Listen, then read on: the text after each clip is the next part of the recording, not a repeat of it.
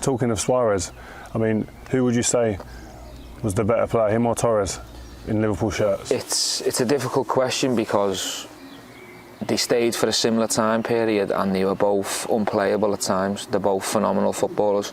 I think Suarez had more to his game, so he could hit defences more and he could do stuff that would blow me away. He was horrible to play against, horrible to mark, but Torres just had this wave of confidence where every time he went onto the pitch you felt like the team was going to win.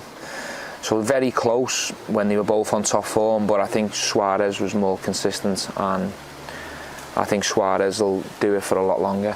Do you think Liverpool have replaced him well with the signings? No, but it was mission impossible for me. I think even initially after Torres, it was difficult to go and replace straight away. Suarez come along out of the blue, didn't really know much about him and was just a phenomenal footballer. But I look around now and I think to myself, even still now, who'd you go and get to replace Luis Suarez? If you're Liverpool, you're going to have endless amounts of cash, and then does that player want to come with no Champions League? So it's difficult to replace him. Sturridge is an unbelievable player, got just as much ability as Torres and Suarez, but we can't get him consistently on the pitch. Who's your favourite partner you played with in midfield, club and country? Xabi Alonso. Why? Xabi Alonso. Because I've never seen a player pass a ball like him. And it just looks so effortless.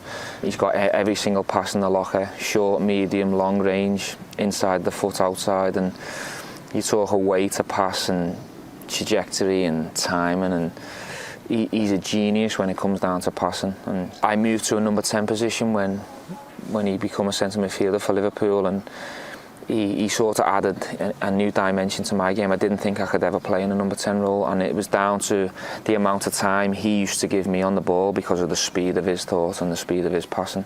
He was an absolute pleasure to play with. Just give me your top 3 moments in your career. Top 3 moments. I think third would have to be Olympiacos. Not so much at the time because it was, we wasn't further down the line in the tournament, but looking back at that moment and that goal, there would have been no Istanbul without that goal and that moment. The game that made it possible. That's a game, not at the time, because you're still thinking, we're Liverpool, AC Milan are still in, United, Chelsea, Juventus, and we were actually the underdogs all the way through it. But looking back now, you look at that goal and think, it was a big moment. Number 2 would have to be the strike against West Ham in the final. Watching my brother. A lucky strike. I mean, West Ham were the best team on the day. They probably deserved the win. I was tired, I was cramping up, and usually I'd control that ball and started an attack, because it's one of them moments where if you try it goes in the air, everyone's on your case. And so that was a moment, a bit of luck. But when I see that goal now in the moment and what we got from it, and obviously Istanbul is the game and the moment that defined me probably as a player for Liverpool.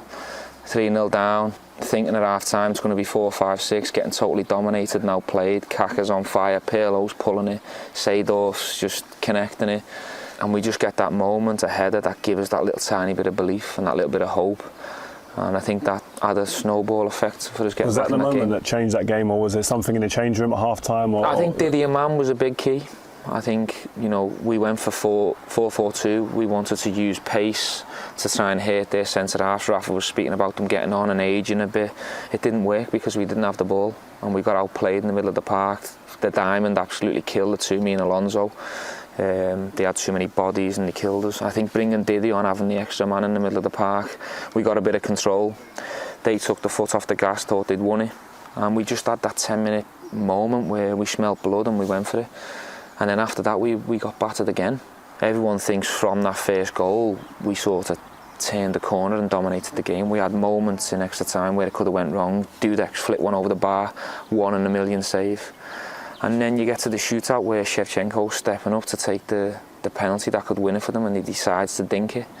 So there's big moments in the game that shaped Liverpool getting the 5th European Cup. I wouldn't say it was just my goal. I think my goal was one of very many big moments in the game.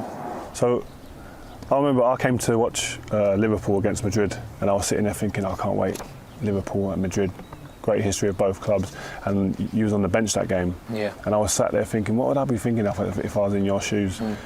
potentially your last game in the Champions League at a huge club like Real Madrid. What was you thinking then? You know me. I wanted to play in that game.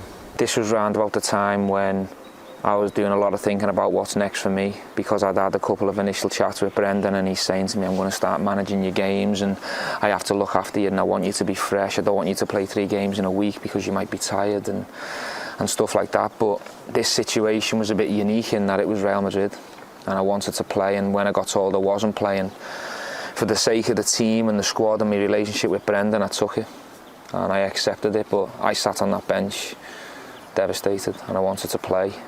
So it is one of them situations. Kind of made your mind up. It sort of pushed me more towards making a decision, you know, to move on and try something different. I'll cheer you up now. I hope you don't get embarrassed reading this. This is a quote. Is he the best in the world? He might not get the attention of Messi and Ronaldo, but yes, I think he just might be. He has great passing ability, can tackle and scores goals, but most importantly, he gives the players around him confidence and belief. You can't learn that. Players like him are just born with that presence. Who's that by? It's Zidane, because I've read that about a million times. You've got that above your bed. If I'm ever down, after moments like Chelsea, I've got that on the wall and I just look, no, I've read it, and he's actually done me a nice message in a book that was given to me as a farewell present, and he's on page 1 and that message is on page 1 from him, and I'm very flattered and I'm very humble for him to say that. Who was your toughest opponent then? Domestically, Keane and Vieira, because they were so fit, they were so strong, they were very clever. Didn't really make many mistakes between them both, and they're players who I used to try and steal little bits of tips off and little bits of movements. I used to watch them and study them a lot away from the game, and certainly 2 heroes of mine, and they were the benchmark when I broke in. And you also had Frank and Scholes coming in behind that, who were slightly different, more attacking players, but I didn't feel like a Scholes or a Lampard, and I didn't feel like a Keane or Vieira. I sort of felt like in the middle of both, sort of in the middle. But they were 4 players who I used to always try and get in amongst that group with. Talking of Frank, everyone made a big thing about you and Frank playing together for England. Why do you think that was such a big issue, and did you feel it worked or it didn't work? I think at times it worked and we didn't get the credit we deserved. I think at times it didn't work. I think it's down to us being very similar, as maybe wanting the same positions on the pitch. You know, we like to get forward around the edge of the box and shoot, but for me, I think the amount of talent out there, coaching-wise and manager-wise, and what was available, I think a manager out of the ones that we worked with should have got more out of us, or should have created a system or a formation that Frank Lampard and Steven Gerrard can work in. Because I watched Chelsea and I've seen Frank play with Ballack and I've seen it work. I've seen Frank play with other midfielders, Deco. I've seen him play with, you know, other attacking midfielders in a 4-3-3 system and in other systems, and it's worked. So I have that little bit of a frustration and anger with the debate that, you know, was it Frank's fault? Was it my fault? Or was it the fault of a manager not getting the best out of both of us? Because we are two good footballers who can offer the same in the same team, for me. And adaptable. Yeah, we've got to be adaptable. So why do you think we didn't do as well as we should have? Everyone called us the golden generation. Yeah, well, I think that tag was a little bit unfair. I think the expectation was unrealistic, but I look back at it now. You know, the couple of quarter-finals, the shootouts that we got to, I thought we were a good team, and I'll argue for as long as you want, in that we were a good side. And I think little small details and little small margins, we could have been heroes for England if we'd have got through a shootout or got through a moment or got a goal. I think we were very, very close. Yeah, a lot of people think we're failures, a lot of people still think that we were a good team, but for me, we were close to getting into a semi-final, and then who knows what had happened. Do you think the domestic rivalry within the players in the squad would have had anything to do with it? Possibly. I felt like there was still a couple of clicks there. I always feel with England that it takes 5-6 days for the team and the squad to connect. I feel like when you get to England, you want to have your lunch and go to bed and hide and keep away from everyone because there's a shyness. And for me, I think there needs to be an England atmosphere where when you turn up, it's almost like you want to be with each other. You know, I look at foreign players in the Liverpool squad now, and they pack the bags a week before and they can't wait to get to their national teams and squads, and they're loving it. And I think with England now, it's a bit like, oh, we're away for 8 days and I don't really know him, and I'm a bit shy and a bit quiet. That's got to go. Do you think St George's might change that? I think it's got the basis of an unbelievable site, but I think they need to make it a bit more realistic around it. They need to put a bit of a golf course in. You know, they need to make it a little bit more friendly for the players, because it's a top place to train and prepare, but away from training and away from the training pitch in the games, it can be boring. Yeah. So I think the FA needs to look into adding to it and making it even better, but we need to create that atmosphere where England players are desperate to get away and they want to do well. Obviously you're off to LA. You looking forward to it? You taking the family, everyone? Yeah, we're all off. A bit of a change. You know, I've been in Liverpool, you know, all my life, so I think the timing's right for a bit of a fresh challenge. Carry on enjoying my football for 18 months, and I'm told I'm going to probably the best place in the world to enjoy 18 months of football. So I'm really looking forward to it and excited.